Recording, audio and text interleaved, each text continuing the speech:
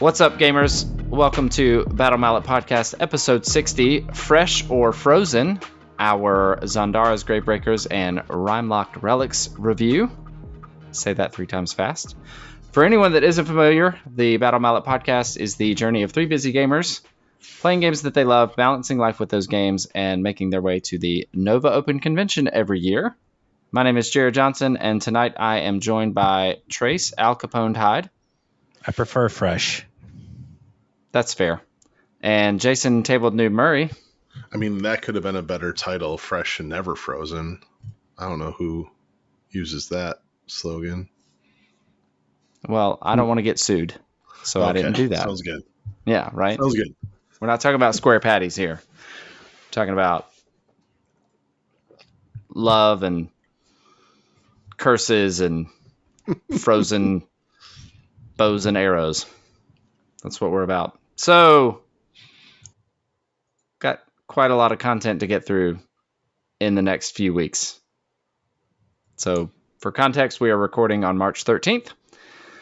This is 3 days before the pre-orders for Zondara's Gravebreakers, Rimelocked Relics, and Rivals of the Mirrored City all go up for pre-order.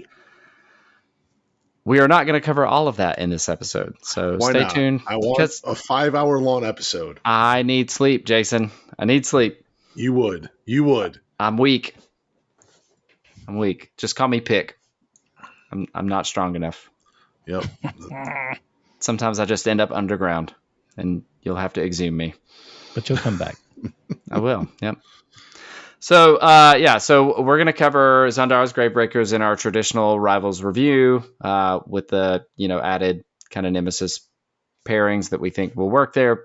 And then we're going to cover the Rimelocked Relics Rivals deck in the same fashion.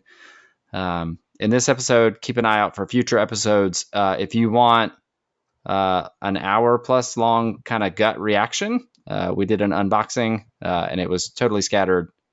I started it, and then Trace joined in later, and then Jason joined in even later. But you get kind of a gut reaction.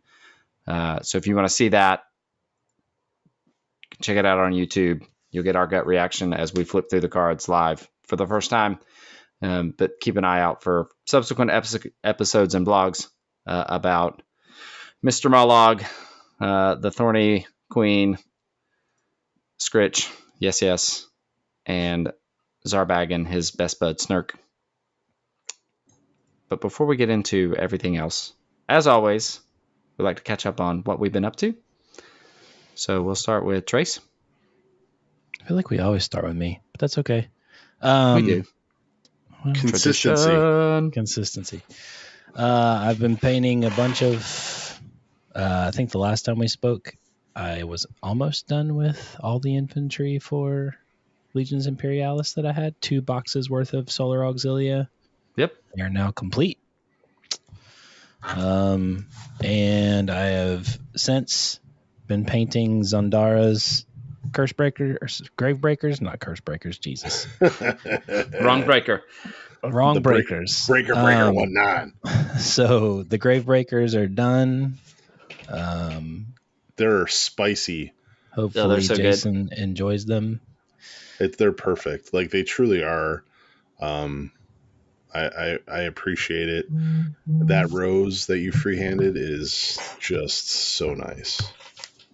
Well, that's what she's searching for. She's searching for her lost relic, and that's her lost relic. I know. We gotta find that rose. She got to dig for the rose. And then after I finished that, I started working on the tanks for my Legions Imperialis stuff. Those hopefully will go quickly. And then the carrots at the end of the stick for that system will be the Titans and stuff. But after I finish the tanks, I will be starting on some old world stuff. So you guys will see some of that popping up on my socials at some point soon. Once I get the Legions Imperialis stuff, I'll take a bunch of pictures of that stuff and get it up to.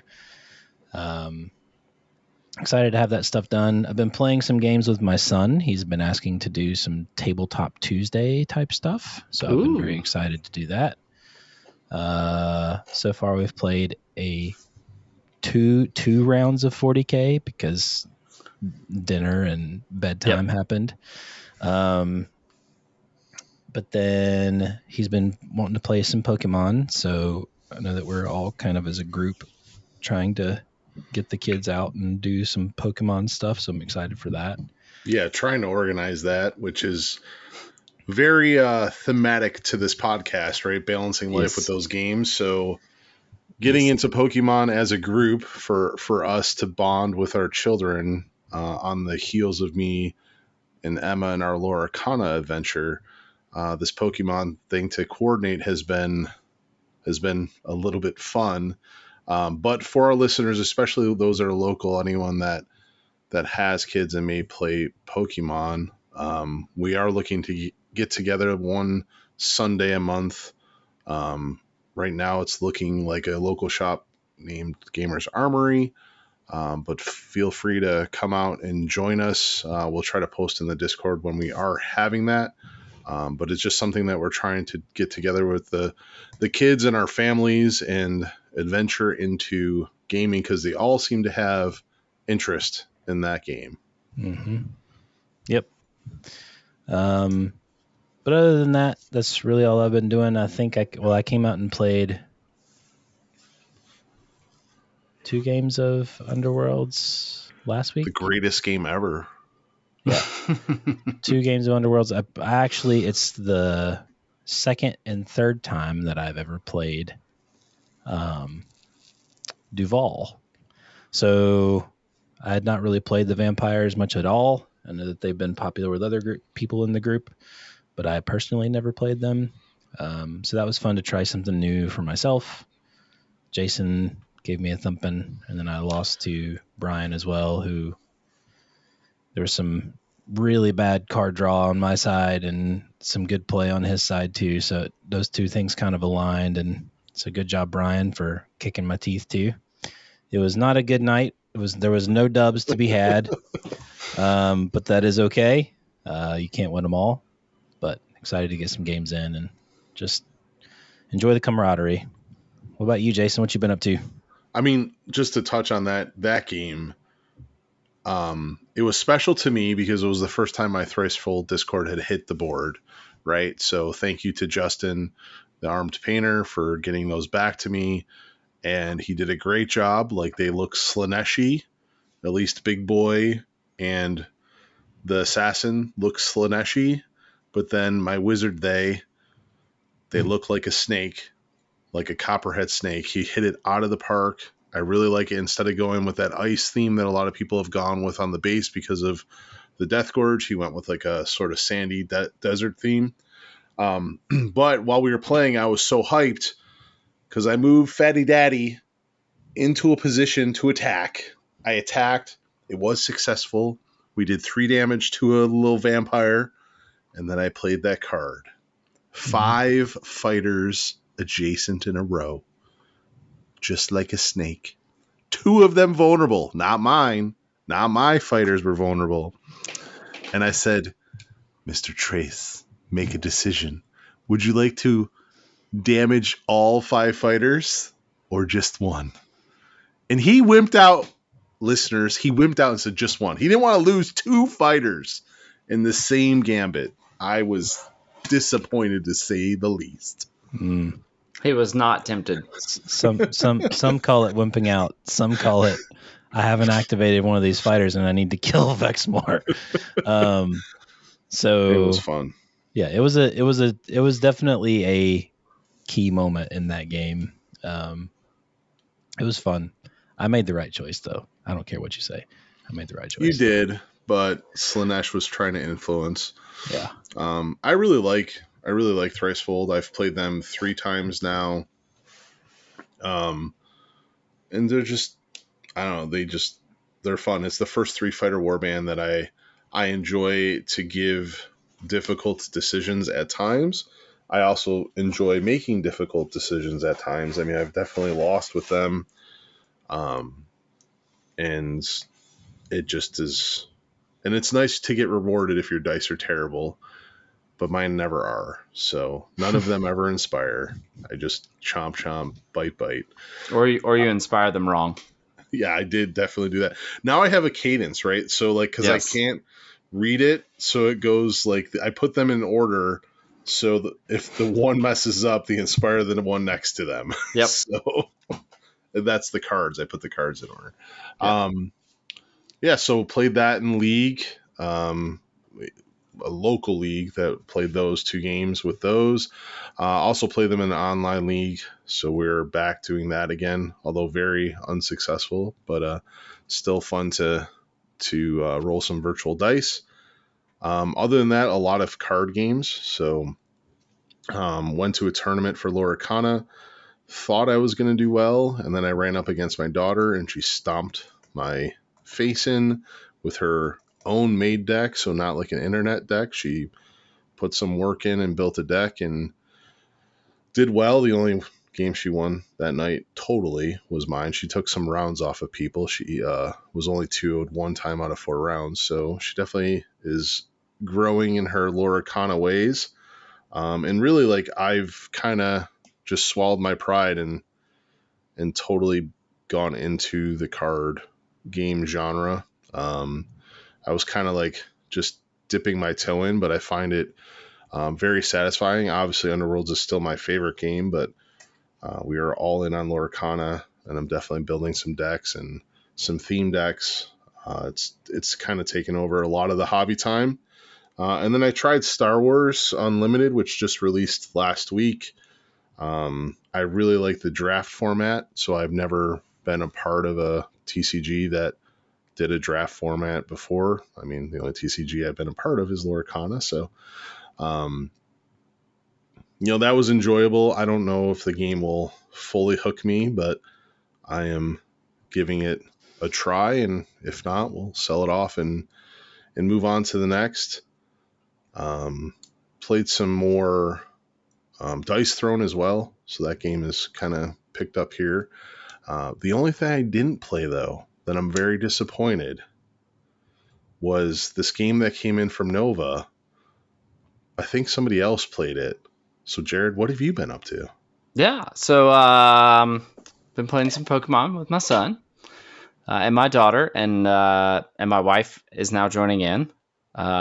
We have actually signed up for a Pokemon pre-release, and it is the first time in my life that I have ever signed up for anything like this. So I think we got like 3 boxes because my daughter at 7 is like not quite ready to like start building and playing her own decks.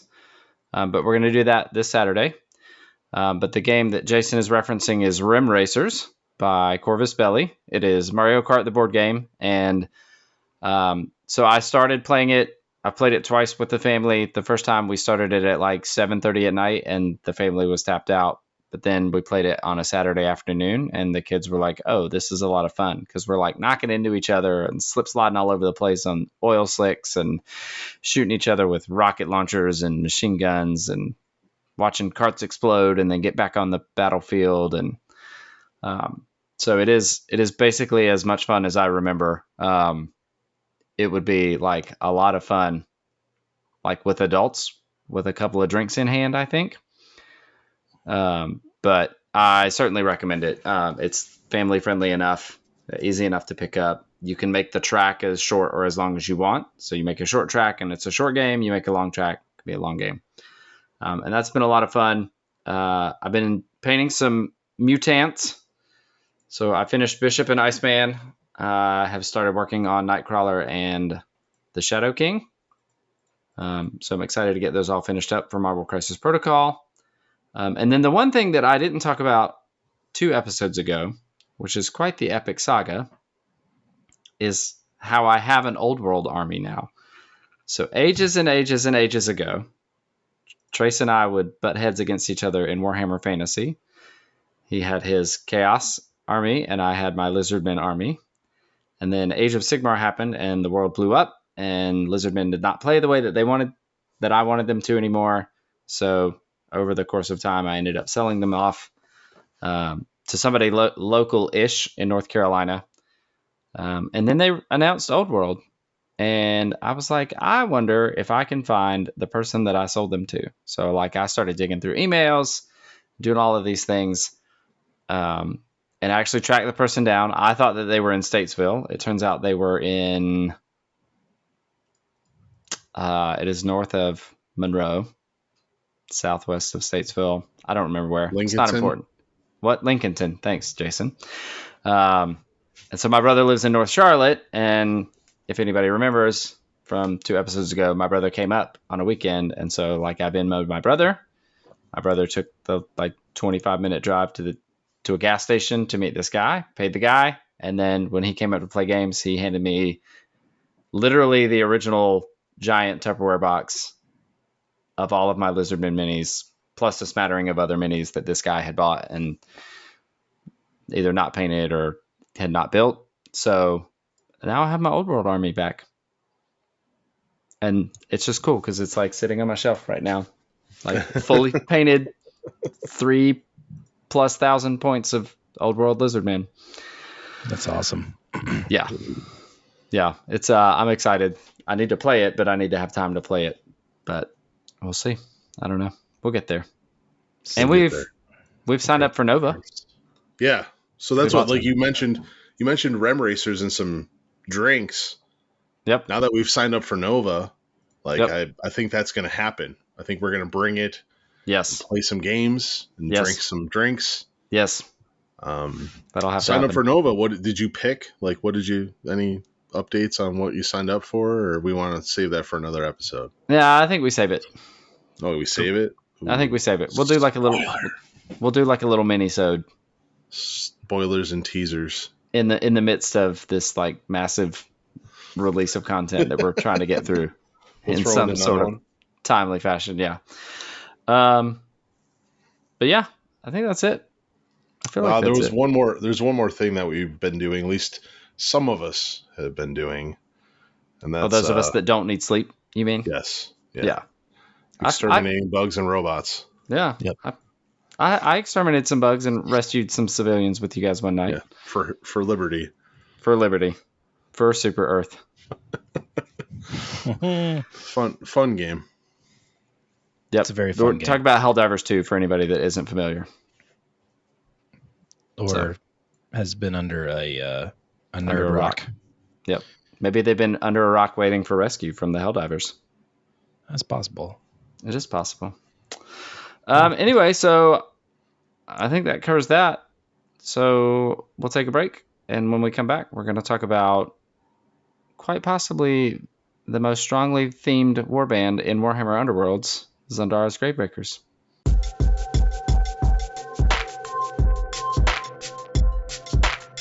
And we're back.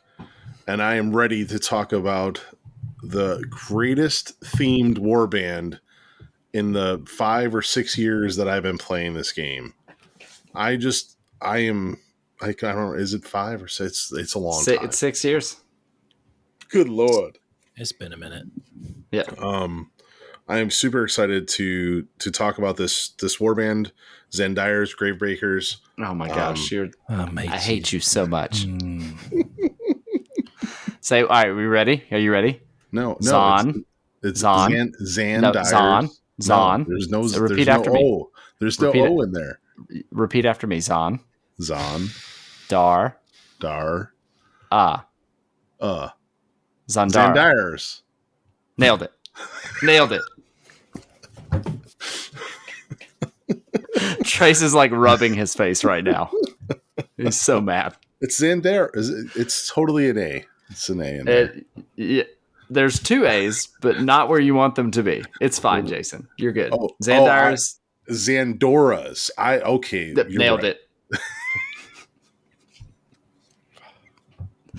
The consummate professional here. All right, so Zondara's. Stupid. Zondara's is so much better.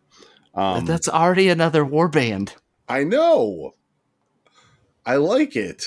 This is like her, like she's like taken, like she's no longer a Stormcast. She's gone off the deep end, fallen in love with a monster. It's a tale as old as time. Yes. You didn't let me get to the lore part of it. You just corrected me on some pronunciation of some made up word that you you're using. Jeez Louise.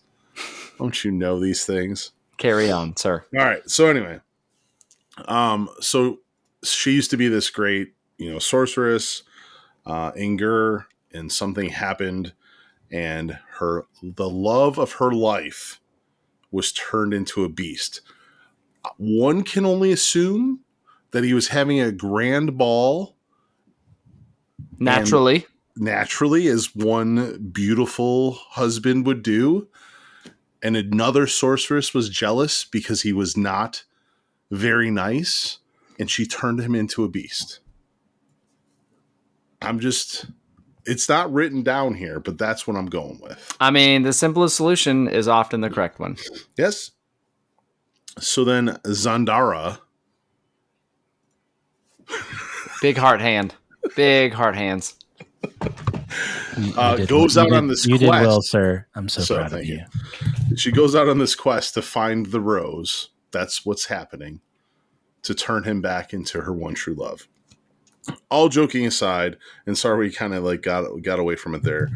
There is a lot of theme here. So she now is resurrecting skeletons or normal household items like candlesticks and wardrobes and clocks, but to go out and help her find these things. And I just really, really like it. I really enjoyed it. I think the cards throughout kind of emphasize this theme of the quest of undying love. It is not often in Warhammer that we get a true love story. Granted, it may be dark and twisted, like the setting is. But some cool things on her card, right? She is 3 move, one block, 4 health. And she's got a range 2 attack, but it's pretty wimpy at just 2 fury for 2 damage. But she has stolen knowledge, which is a reaction. Use this after this fighter's activation. If cast, heal 1 a friendly fighter within 3 hexes, or deal 1 damage to an enemy fighter within 1. So it's really cool, right? Like you're making the attack. It has the potential to go to 3 damage if both of these things go off, although slim because of the odds. Her inspire is if her Beastie Boy Furlane has 2 upgrades that can't be illusions. And then that leads me to the other thing that's on her card, and it's also on his as well, which is tragedy. And this is really a really, really cool mechanic to help you kind of get through your deck. And we haven't seen anything like this before.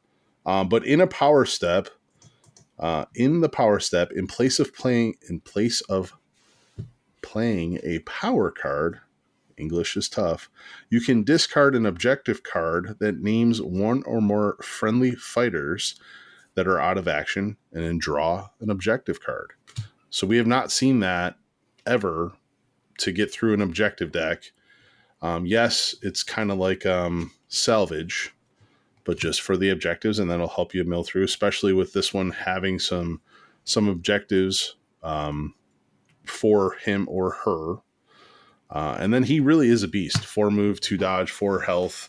He has 3 fury on with Grievous, and then when he inspires, if she has 2 upgrades, he goes to 3 damage and 5 move. So yeah, he does not like when she is not happy. Yeah. And then we have these like little gribbly guys. So just to back, he has the beast icon too. So like, he can't hold objectives, can't have attack action upgrades. Like, not just is he a beast in combat, but he's literally like a beast. Most definitely. I thought that was implied because he is the beast. But I mean, I'm glad that he has the icon as well. Let's be explicit here. Okay. Not that kind of explicit though. It's too much editing. Rules matter. Rules matter, sir. Rules matter. And then there's 3 zombie folk here. Again, all beasts, and I think this will come up as we get into their decks, but 4 beasts out of 5 in the warband is interesting. They all have 3 move, 1 shield, and 2 health. They all have different variety of attacks. Pink right here, right? That's a pink. Oh, and I'm sorry, pick. Pick is a 1 range, 1 fury for 2 damage. Toil, also known as Cogsworth himself, range 2, 2 fury for 1 damage. And then Crack Tomb, which would be Lumiere, is 2 fury for 1 damage. They all inspire when they get a raised counter. And how do they get raised? And here's the other fantastic mechanic. So these 3 little zombies are out there searching for this rose. And they do that by grave breaking objectives. So they move on to an objective. You can grave break, which basically tears up that objective. You place it in a hex adjacent to that fighter, and you have 2 options after you do this. Other than just placing the objective token, you can either exhume, which is resurrect one of the other minions as long as Zondara is alive, or you can kind of go through your upgrade deck and choose any Gravebreakers upgrade that is out of your power deck and put it into your hand. And that is really strong. It's so good.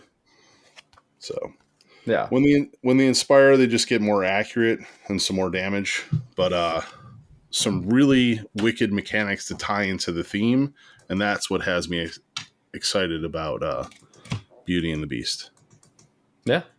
No, I mean, they're good. And I think one of the coolest things is this is the first instance that I've seen in Age of Sigmar where a wizard is blending 2 flavors of magic. So she's a necromancer, so she has Shaishan magic, but she's also using Gur, like beast magic. So she's like melded the 2 together to do cool things. We are blending. It's good stuff. It's great stuff. So that's kind of the fighters in a nutshell. That is the warband and the theme. Where do we want to start with objectives to get this train a rolling? Anything, Trace? Objectives. Let's see. I think we need to touch on. I really like Fates Entwined as far as the objectives go. It's a good one. Fates Entwined says it's a hybrid. It says score this in an end phase if a friendly Zondara and a friendly Furlane are within 2 hexes of each other, or a friendly Zondara and a friendly Furlane are out of action. So they either need to be together in life or be together in death. This is, really super easy to score early, which is kind of how we score and pick some of these cards based off of, we're trying to look for what you're getting the first round. So it's very highly likely that you'll score this. It's just reliable. Like, it doesn't require you to do anything other than just keep them close to each other, or have them both be dead. So that really would be like bad. that one. Yeah, that would be bad. That would be a tragic end. It would be, but a tragedy. At least they'll be happy together, no matter where they're at. Yeah, they're at least together. Yeah, somewhere. Yep. Anger. Jerod? Yeah, so there's another one that's very similar to this on the end phase side, and that is Dreamer's Respite. And so I think if you have either one of these, you're in a good spot for an end phase in round 1. So Dreamer's Respite, this is a duel. Score this in an end phase if there's a friendly surviving Zondara and there's a friendly surviving Furlane. So it's less restrictive than Fates Entwined, but there is a caveat there in that you might want this later, because when you score this, if it is the 3rd end phase, gain 2 additional glory points. So the second option just feels a little more win more to me. Like, because if they're both alive, things are probably going well for you. Yeah. So Agreed. I'd rather just get the glory early. Yes. Just in case. Yep.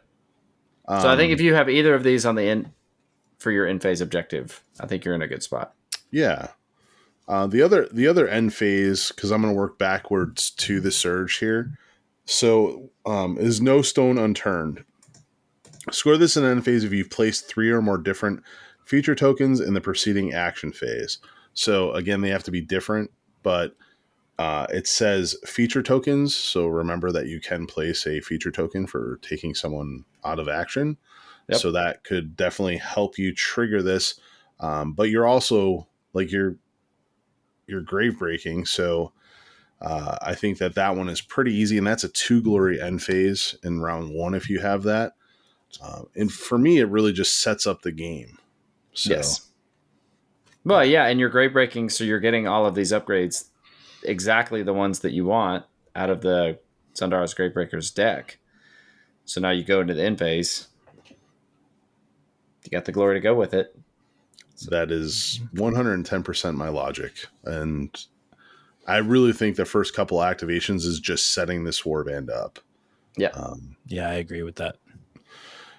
And on top of that, you can score Ever Searching, which is a score immediately. Score this immediately after your warband's second or subsequent grave break reaction in the same phase.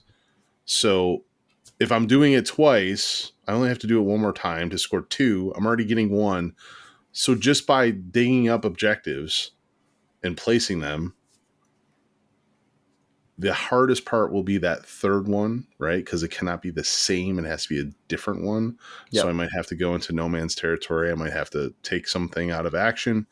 But I'm going into the end phase with 3 glory and potentially 3 selected upgrades in my hand.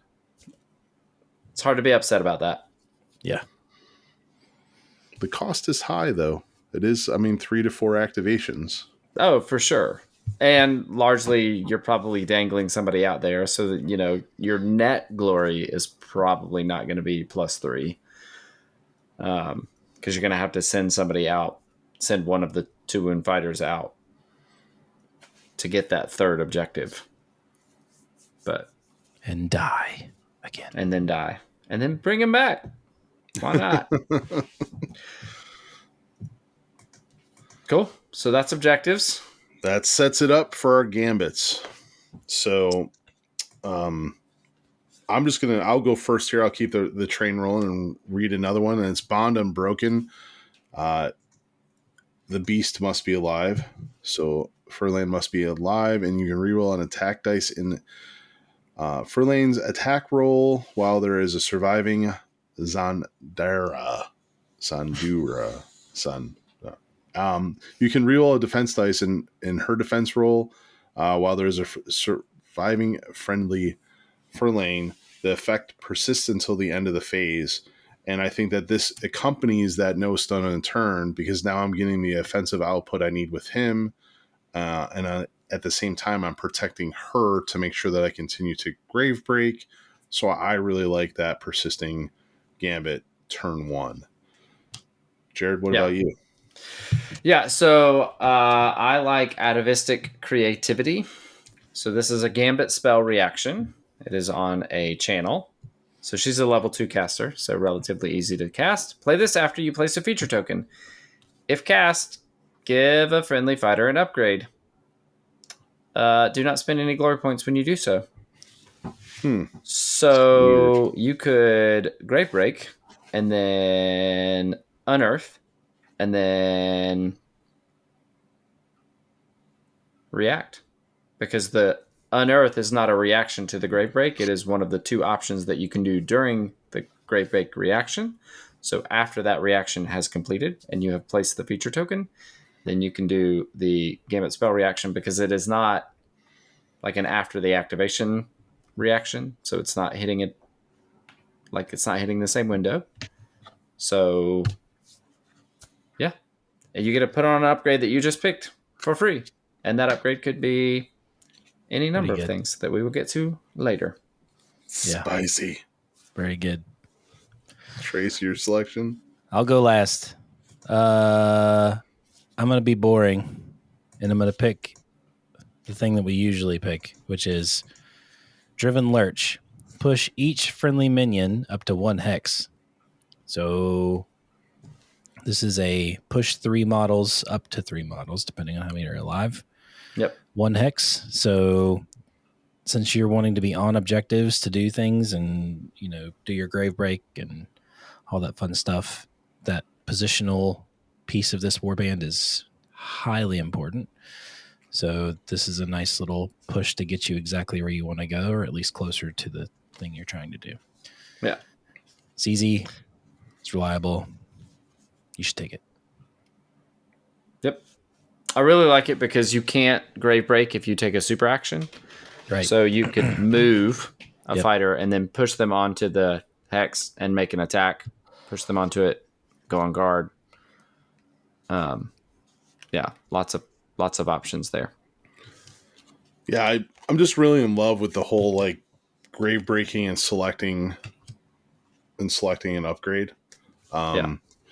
Just to like kind of because the combos are easier to go off, right? Like because I am selecting that card, I'm getting glory for grave breaking anyway if I have these objectives.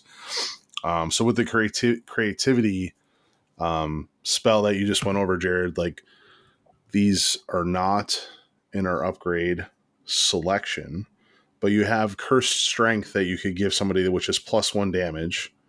Okay. And again, that can get you the additional placing of an objective token to kind of like grave break and get the end phase glory. But the only downside to that is they'll take a damage for the extra damage, or for the +1 damage, they take a damage after the attack action. But you could have also gone through your deck and got Undying Love, which these cards are very undervalued because this type of card starts at the beginning of a round. And if this card gets buried in your deck, it just loses value. So we don't play them very often.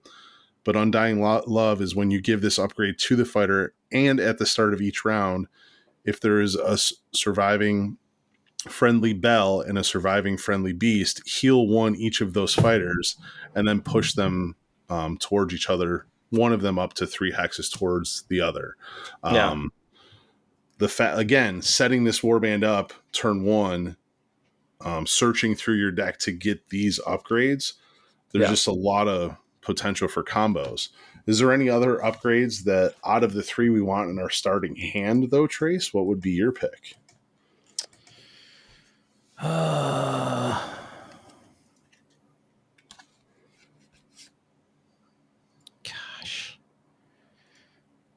Cursed Flesh, probably. Okay. Really like Cursed Flesh because it is just a nice +1 wounds upgrade. The caveat to this is that after this fighter is taken out of action, you break this card. So it's a one-time use. But having the +1 wounds on one of your minions is pretty cool because you can take, especially when they're inspired, that they go to 4 wounds, which is pretty spicy. Yeah. So that's a good one that I would think that you should search for with some of those actions, just to try and get them out early. Okay. Jerod? Yeah, so Broken Heart is one that's interesting. So which is broken. I know, it's so broken. So while a friendly Zondara or friendly Furlane is out of action, +1 dice to this fighter's attack actions, and this fighter is inspired. So this is restricted to Zondara and Furlane. And so Jason covered the inspire condition. Zondara inspires if Furlane has 2 upgrades. Furlane inspires if Zondara has 2 upgrades. If one of them goes out of action before that happens, then there's no other way to inspire that fighter, the remaining fighter, the surviving fighter. But between the Unearth and being able to just find this when you need it, and the fact that it has a reaction on it, and it says, when a friendly Zondara or friendly Furlane is taken out of action, give this to a friendly fighter. Do not spend any glory points when you do so. So now this is 2 opportunities to give chosen upgrades without spending any glory. It's pretty nice. Yeah, I mean, I'm seeing a world where, because you can find your specific upgrades exactly when you want them, you've got a relatively easy surge, relatively easy end phase. I mean, there's a good chance that you could have, 4 or 5 glory or 4 or 5 upgrades on and have only spent 2 or 3 glory. Mm-hmm. And that is pretty uncommon in this day and age. There are some of the gifts for some of the other decks and things that let you put upgrades on if you kill somebody, but not just like, here, you rolled a channel on 2 magic dice, have an upgrade for free. Yeah, and let's say like you're attacking heavy with the beast, right? And you put it on her, she's gonna be inspired. She's gonna have 4 dice, and like potentially could be hitting for 3 damage with her spell, right? Like because of the reaction. Yep. And it's almost to the point with no matter what I pair this with, if I'm playing Nemesis, if I draw like Broken Heart, I'm probably putting it back into my deck. Like, yeah. Like I will get this later. Yeah, it's one of those where like the hard and fast rule becomes like an even lower number of upgrades, right? So like I always ditch 4 upgrades, 4 or 5 upgrades. I'm gonna ditch. 3 is always borderline, looking at my glory potential from the objectives that I have in hand. But this one now, you're going to start looking at your Nemesis pairing, right? Like you might keep 4 Nemesis specific upgrades in your hand because you know you've got the ability to dig for the ones that you want, and you've got atavistic creativity in hand. Yes. So, like, I still don't know if I'm going to keep 4, but let's say 3. Let's it's say just I such draw a powerful option to have, like yeah, so good. Like if I don't draw the gambits that we selected, right? So I don't have Bond Unbroken, Creativity, and Driven Lurch. Like I have 2 other gambits, and like 2 Gravebreaker upgrades, and then 1 for my Nemesis pairing. I probably ditched the whole thing because those 2 other upgrades I'm gonna be able to get them. Like I'm gonna have 2 objectives in my area that my zombie people can get to pull them into my hand. Mm-hmm. So now I'm really just searching for whatever gambits I deem the best in my hand, and I will get the other utilities. Now, if I'm paired with Void Curse Thralls, I can't pull a Void Curse Thrall upgrade, but it's okay. Yeah. It's also going to help clear your hand. It's going to help you get through your power deck faster. It'll give you the option to discard out like during the end phase. Yeah, it's going to be powerful, and the fact that you can go through their objective deck in kind of the same way. It's they're going to be churning cards. We might, and I think maybe that's what has me so intrigued is for those that don't know, when I start playing a warband, I start at 22 cards. But maybe I start at 22 cards and 13 objectives, right? And I am not as penalized as much with this warband because I can get through it. But speaking of Void Curse Thralls, another upgrade that I think that you would like in your starting hand would be Amberbone Infusion, because that fighter could go to a defense characteristic of 2. Mm-hmm. So that might be good. Maybe. It just sets the defense characteristic to 2. It does not give it an attribute. So it doesn't say 2 block or 2 dodge. So they're void cursed, and then now they're 2 block. 2 block. There's one more upgrade that we can't go without talking about, Jerod. What's that? So that is the Excavated Bludgeon. This is an attack action upgrade. You can give this to a beast. So it's range 1, 2 fury, 3 damage. It is.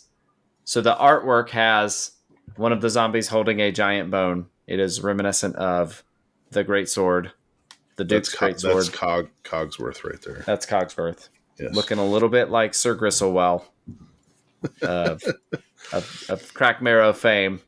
But that's your classic, the Widow, Katha, classic Gristlewell. And then I cannot remember his name. Not Thug, but the other one. From Morgok. Morgok, Thug, and...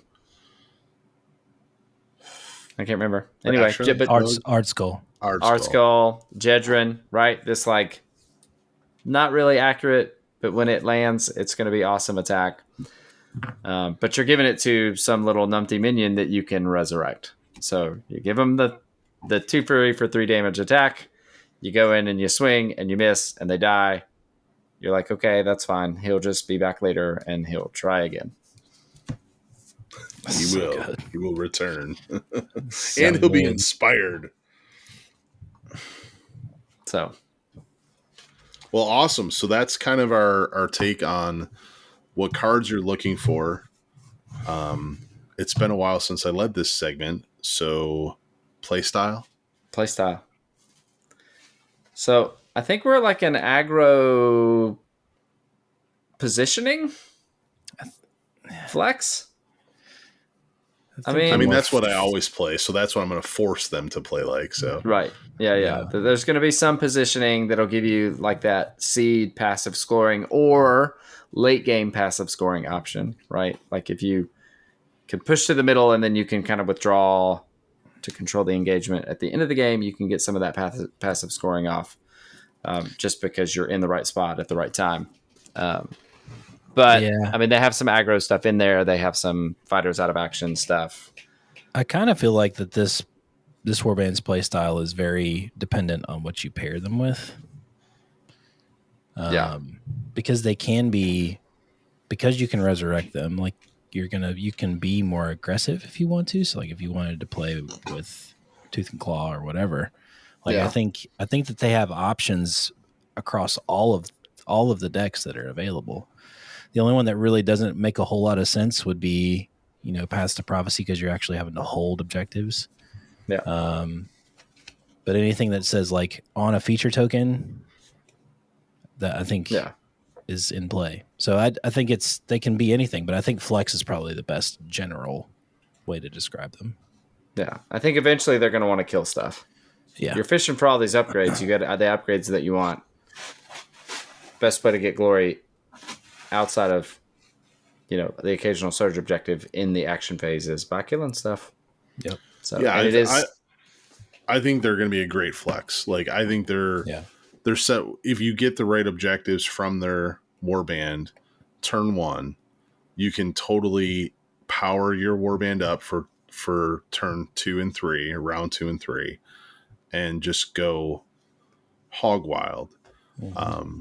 My full plan would be to kind of put Beauty and the Beast together and make them be bullies right in the center of the board, and then have the zombies excavating the objectives, almost forcing you to try to either come in and hit them as a tag team or split your lines and flank me.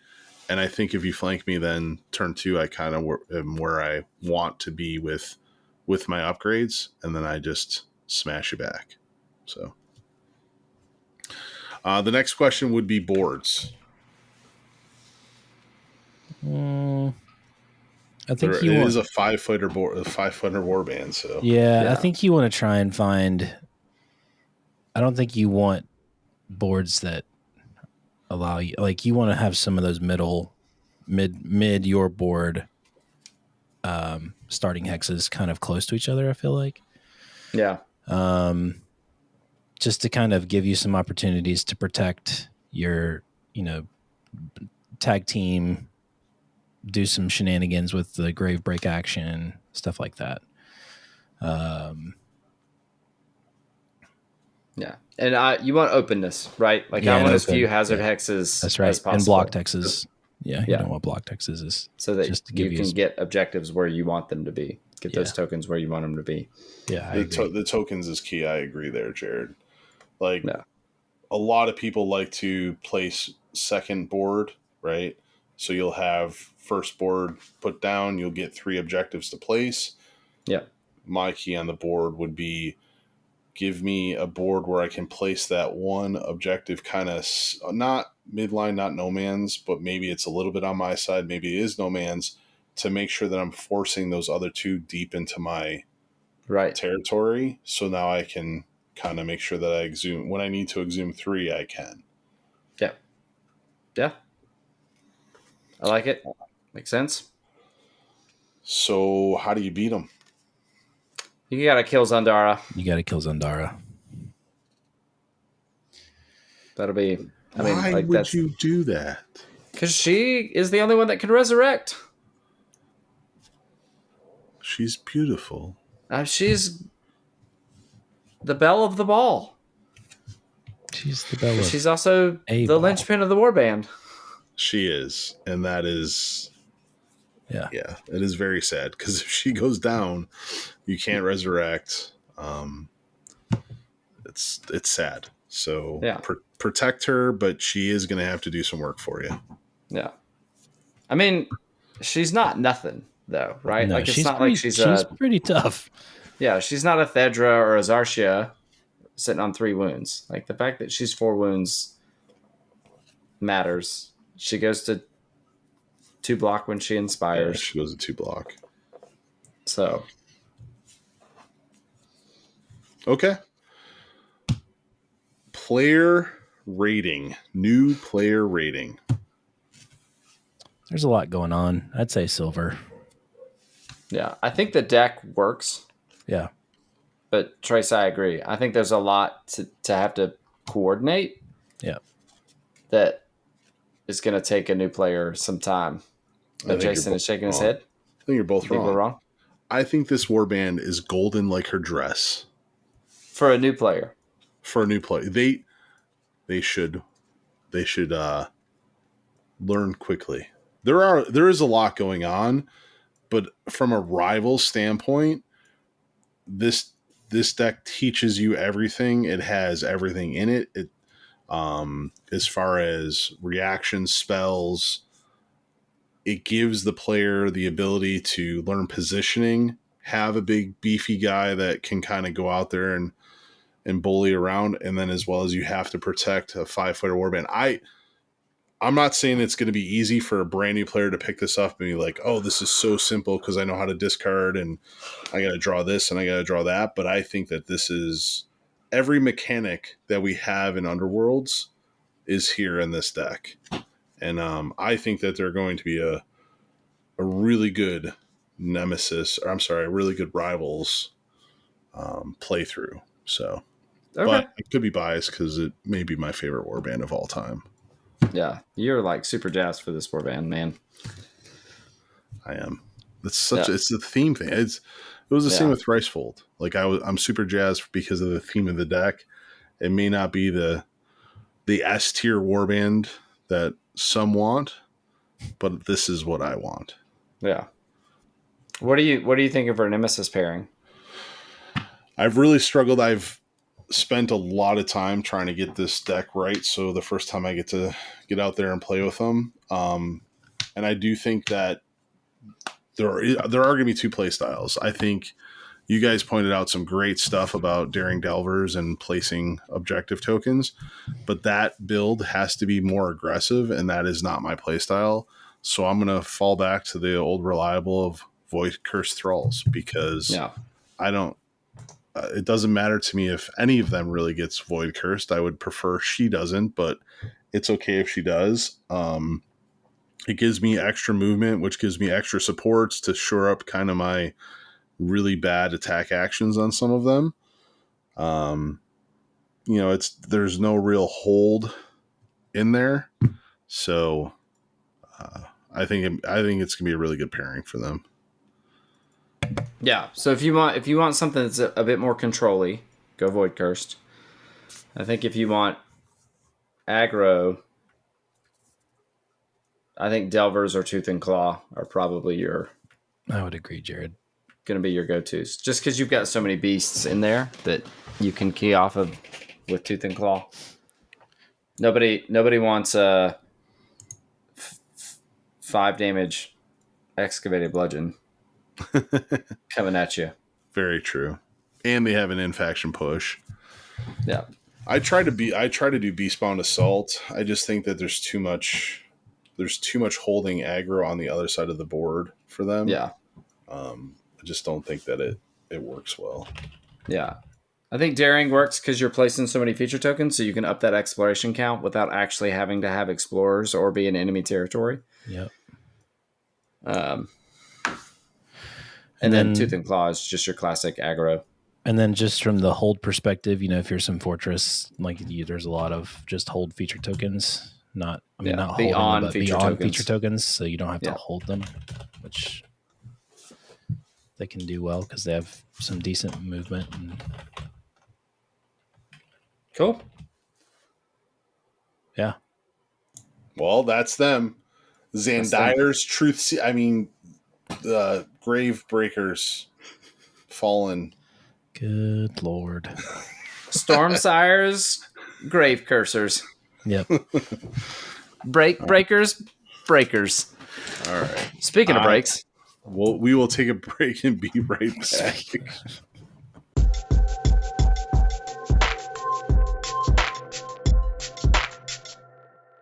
And we're back, and we are here to talk about some Rimelocked Relics. And I just want to start, for all of the veterans out there, these are not the Cataphrane Relics. So fear not, you're not going to have Stormsire or Steelheart or the Warden sitting in the back doing the Cataphrane Relic action to just earn 2 glory per activation. Was it 2 glory per activation or 1 glory? I don't even remember anymore. It was two. It was two, and it was amazing. It was amazing. It was so frustrating. Sepulchral Warden just standing in the back of the battlefield being like, 2 glory, 2 glory, 2 glory. Oh, you're going to come in and attack me? I guess I'm going to get extra dice and rerolls and cleave and nonsense. It's not that. So we don't have to worry. Why not? All right. I know, right? Let's just completely destroy the game with one Rivals deck. Anyway, so it does have a plot card. FYI, all of you championship holder honors. If you include one or more cards in your decks that bear the Rimelocked Relic symbol, show this card to your opponent in the reveal your warband step and use these rules in the game. When you give a Rimelocked, this is a bolded, italicized keyword. When you give a Rimelocked upgrade to a friendly fighter, that card is not revealed. Instead, it is placed face down. While that card is face down, it is Rimelocked and has the Thaw ability. In the reaction step following an activation step, place a Thaw counter on this card. When this card has 3 or more Thaw counters, remove each Thaw counter on this card and turn this card face up. So it is not a reaction in and of itself. It is just an ability that occurs during the reaction step that follows any activation step. So you put the upgrade on, and then you go through one activation, and then another one, and then another one. So the 4th activation, after you put the upgrade on, it is now active. So that is what Rimelocked Relics are. That's the plot card. The idea being that there are these, pretty potent relics that have been frozen thanks to the Curse of the Everwinter here in Gur. But yeah, so Jason, we're playing the game, drawn our opening hand. We sat down with the Rimelocked Relics Rivals deck for our warband. What is one of the objectives that we want to see early in our hands? Early? So what I do like about this Rivals deck is it adds more hold objectives into the game.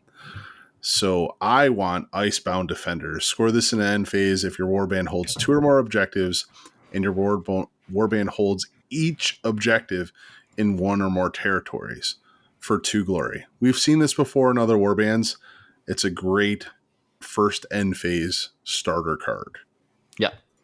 Yeah, and you can almost assuredly set this up by placing 1 objective in no one's territory. And so that'll ensure that you probably have 2 in your territory, or maybe you get lucky and you have 1, and so you hold 1 in no one's and 1 in yours, and then you're set to go. I will point out that it does have my favorite warband in the card art here, King Morlock Velmorn. And don't you have a very similar card? Yeah. So it's Protected Inheritance. Yeah, double down. Might as well. Let's go to Vegas, baby. Mm-hmm. All right. So after we see Icebound Defenders, we're also going to look for Icy Grip. So this is Surge Duel. Score this immediately after an opponent's activation step. If your warband holds 2 or more objectives, and one or more of those objectives are in no one's and or enemy territory. So a little bit more aggressive than Icebound Defenders, but it is a surge version of this card. And so, yeah, it's a classic hold 2 for 1 glory. It does key into the kind of later mechanic of it being after an opponent's activation step. So we're working on that. And then Trace. So in typical Trace fashion, I'm going to go for the most aggressive of these objectives. And I'm going to say Shattered Defenses. This is a surge duel. Score this immediately after a friendly fighter's attack action if that attack action was successful and the attacker is holding an objective in no one's or enemy territory. So on our way to try and score these other 2 that were previously listed, you are going to try and get a successful attack action and end on an objective when you charge. Yeah. So all according to plan. That's right. It's good stuff. So, and that's the theme, is there's a lot of hold. There's a lot of successful attack action. But the card art is amazing. All of the Rimelocked relics are like, they look like they're made out of like blood. Mm-hmm. So just throughout the whole deck, you've got a bunch of people holding a bunch of weapons that look like they're made out of blood, which is just fun. Trace, I'm going to kick it back to you. We got our gambit. We drew our power cards. What are the gambits that we're hoping to see? The first one that I'm going to pick is Cool Heads. Friendly fighters holding objectives cannot be pushed. This effect persists until the end of the next power step.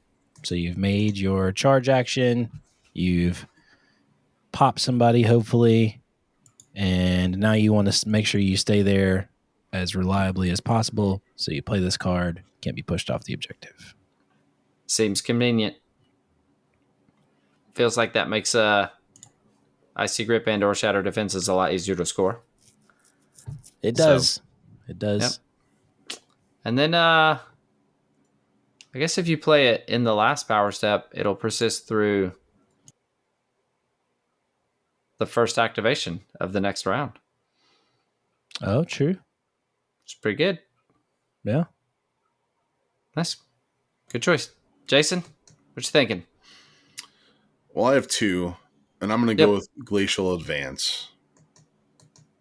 And the reason I wonder what that's going to be. Glacial Advance from a Battle Mallet deck review. Gosh. It's a spell because it is glacial, so it's kind of like an avalanche. Yeah. No. So choose up to 2 friendly fighters and push each chosen fighter 1 hex. After each push, that fighter must be holding an objective. Right? So it's a standard push, but it's for 2, and it's onto the objectives which we want to do. But here's what I really like about it, or not, because I don't want to give them a token, but I have to. So then give each chosen fighter 1 move token or 1 charge token. The reason I like this is it's pretty powerful because you're pushing 2 fighters for 1 and doing stuff that this objective deck wants to do by getting on the objectives. But I like the choice between a move and a charge token. Yeah. So if I'm pushing them and I want to attack, I give them a move token. But if the rest of my warband is already charged out, I'm not blocking the activation by just giving a move token. So I really enjoy that was put in there for attacks to push 2 fighters. Yeah. So yeah, that's my pick. I like it. It's a good pick too, because here we are, card art again. It's got your boys. It does. And March of the Dead loves them moving charge tokens. And then, so the last one that we picked is Sudden Thaw. This is a domain spell. Each time a Thaw counter would be placed on a face-down Rimelocked upgrade, place 1 additional Thaw counter on that card. This effect persists until the end of the round or until another domain gambit is played. So things are heating up here in the canyon. The Curse of the Everwinter is abating somewhat. So these Rimelocked relics are going to thaw just a little bit faster. So you'll get it after 2 activations now instead of 3. There are other gambits in here that allow you to place thaw counters, manipulate thaw counters in some way. So, there is the potential that you could throw a Rimelocked relic onto a fighter and get it out fairly quickly with this domain in play. But Sweet. Jason, what upgrades do we want? Well, if we're going to be standing on all of these objectives, we probably want something that makes sure that we end on the objectives. So rimworm skin boots. You cannot give this to a large... What? Rhyme worm. Whatever. That's fine. Continuing the thing. Zandire's Gravebreakers. Nailed it. You can't give this to a large fighter or a beast. This fighter cannot be pushed by enemy warbands. Yeah. So the fact that it's large or beast is a little limiting, but it can be pushed by your warband. Yes. Just not enemy warbands. Yeah. And again, we want to be on objectives. So I think it's one you need. And I really like that it has that caveat that you cannot be pushed by enemies. So that's good. Trace, objective number 2. You said objective? You mean upgrade number 2. Right? Wow. Yeah. It's getting late. It's okay. I'm going to pick the Arctic Crown. This is a Rimelocked upgrade. Reaction, use this after an activation step if this fighter is holding an objective in enemy territory. Inspire this fighter. Say what? That's so good. You heard me. Inspire this fighter. Jedrin wants this crown. I think a lot of fighters want this crown, sir. Yeah. A lot of the big beefies. I can think of a big troll that really wants this crown. Yeah. I mean, even like Kanan, right? Like getting 3 Kanan bone type counters is not always the easiest. Yeah.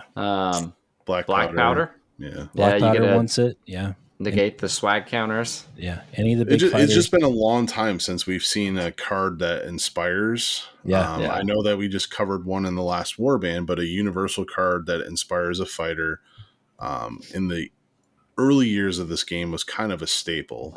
The fact that we've seen it come back, and there's attacks because you have to wait, 3 post activations to do it.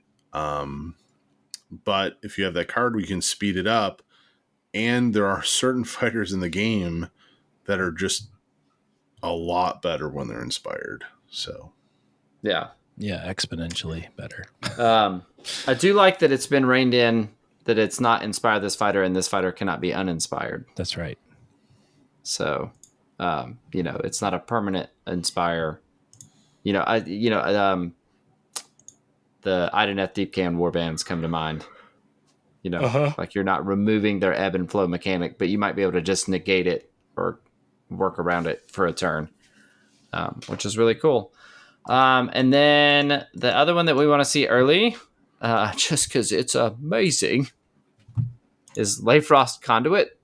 This is another Rimelocked upgrade, and this is -1 defense to a minimum of 1 from enemy fighters during this fighter's attack actions.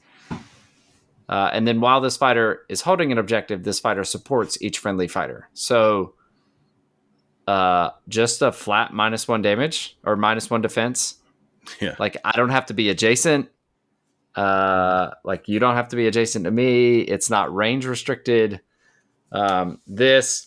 This feels like an upgrade that is worth waiting 3 activations after spending the glory to put it on. Then once you've charged out, you're just supporting no matter where you are. Yeah, as long as you're on an objective, right? Yep. So if you have this with Gnarl Spirit Pack and you've got Lupin. Oh, so now every fighter has double supports. Yeah, that's pretty good. That's pretty good. That seems pretty spicy. So there are other Rimelocked upgrades that are kind of worth talking about. I think probably our favorite one that we'll talk about, the rest we'll leave for the viewer, is the Frost Gale. So this is an attack action. It is Rimelocked. It is range 4, 3 smash, 1 damage with ensnare. So, just a good way to get some distance plink damage down. This fighter wants to be on objectives. Yeah, and it helps you score shattered defenses if you get it out. Yeah, And they don't come out like you want because you're standing so far away. You're just going to shoot them. Yeah, just get a successful attack action. You're not necessarily looking for the kill. So, yeah. So, I mean, overall, like not that complex of a deck. It's got some hold. It's got some successful attack action stuff. Do you think do you think it's worth the tax? Like the thaw tax? I'm excited to try it. I don't know that it's worth it. It just depends. I don't know. We'll just have to wait and see. I think it's a pretty hefty lift to get some of those things out. So, yeah. I think you're going to be looking for a warband that doesn't like need the Rimelocked upgrades now. Yeah, that they're going to be okay without them, or that you've got enough fighters that you can absorb that some it doesn't matter. And... Yeah. Do you clear counters when you don't clear? Do you clear counters when a fighter goes out? You clear counters when a fighter goes out of action. Yeah, I was thinking about like Sepulchral Guard or even Zondara's Curse Gravers. If putting them on fighters that can be resurrected would make a difference, but if you're gonna lose the thaw counters when you go out of action, maybe not. That might be worth it if you can get them thawed before they go out of action. But I'm interested to try it. I think that it's got some really good objectives that might make it worth dipping into. And if you're going to be dipping into it anyway, you can give some of the upgrades a shot. But I don't think that the resurrection is the way to get around it. So no. Because they're just going to be you're going to be on lower health pool fighters.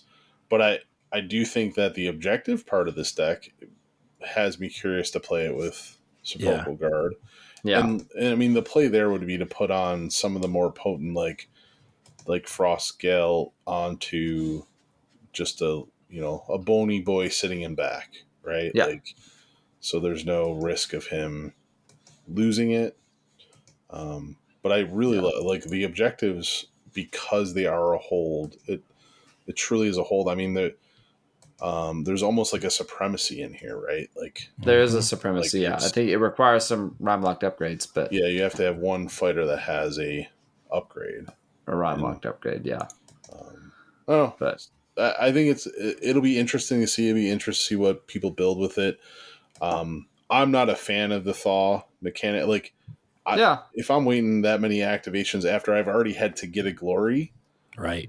I want it to be like, oh, my upgrade just. Even if they broke, even like afterwards, like they thaw, so they're super brittle, but it's like +2 damage. Yeah. And then it's just broken afterwards. Yeah. That's kind of like what I would have liked to see, but there are some really spicy ones in here. And I am excited to try it. And I think I will try it with Sepulchral Guard first. Where do you guys think that it fits in? I mean, I like my whole Velmorn. Right, like I'm a big fan of Fearsome Fortress with Velmorn, and I like Mass with Velmorn because there's objective stuff, and so there's double dipping with some of the stuff that Velmorn's deck wants to do anyway. So I'm with you. Like I'll probably give it a shot, see how it plays out. You get some extra pushes in there, and stuff, and then range. Right, like Jedrin would love to have a range 4 or 3 smash attack. He definitely would. So, or the Arctic Crown. I'm actually interested to try this with Kanan. Yeah. You don't have the res, but you got the bodies. Just straight bodies. Yep. And they're more stout bodies than some of the other undead warbands, I feel like. Yeah. And you have a lot of the baked-in movement, too. Yeah. So we've got so I guess that kind of covers our Nemesis pairing playstyle. I mean, it's pretty strongly hold. Yeah, it's hold with some flex. There's more than a couple fighters out of action, fighters wounded, objectives in the objective deck. Boards, as always, when it comes to a pure rivals deck, is go with what works for your warband. And in this case, you want to pick boards that are going to give you optimized objective placement so that you can be on those. Any thoughts on what we do if we're playing against this deck? Well, I think you just highlighted it unintentionally, and that's to kill the fighters. If you're playing against a warband that can res, kill the fighters that have the Rimelocked Relics that are not thawed yet, because the counter's clear. Yep. Otherwise, stand on objectives yourself. Yeah. Right? Your opponent can't stand on objectives if your fighters are there. Yeah, stand. I mean, the cool thing is that objective is not revealed, right? So they don't. Your opponent doesn't know it's coming. Yeah. Like, I'm going to put this like Arctic Crown onto someone, and you don't know that they're going to inspire in 4 turns. Yep. Scary. But, okay, yep. Cool. New player rating. I think it's silver. I mean, I would give it a silver only not because of the plot card, right? The plot card would bring it down, but I think it's a silver because that the objectives are so straightforward. Yeah, that's true. Yeah, there's not a whole lot of crazy shenanigans like have 17 thaw counters or anything like that. Yeah. I like the deck. I'm interested to see how the thaw mechanic really works in practice. Yeah, I'm excited for it. Cool. Well, let's break this brittle section and we'll come back for the outro.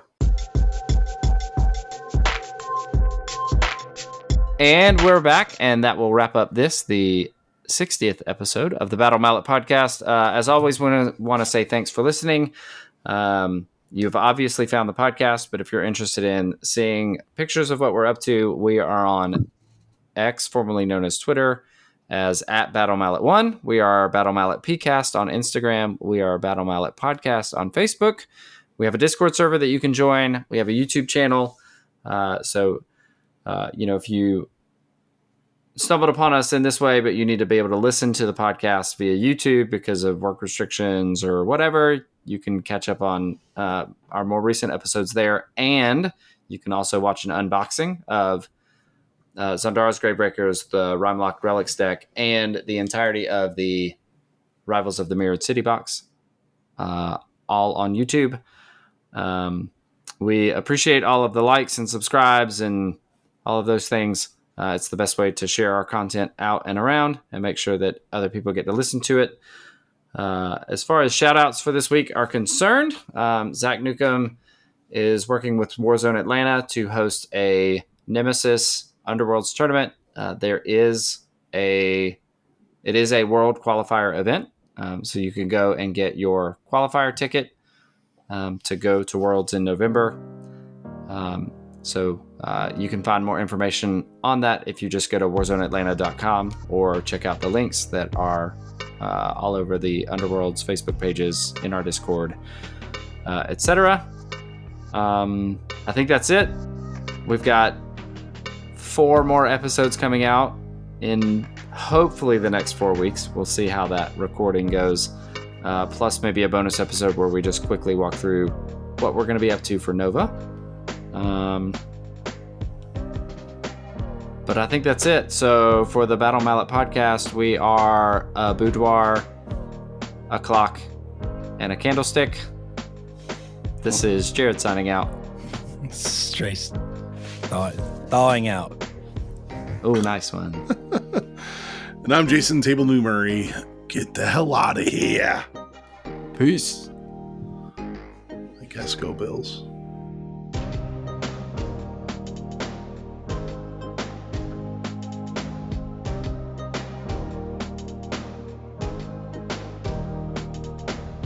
The Battle Mallet podcast is protected under the Creative Commons license. If you have further questions as to its use, you can find more information via links on podcast.battle-mallet.com. Music by Anno Domini Beats.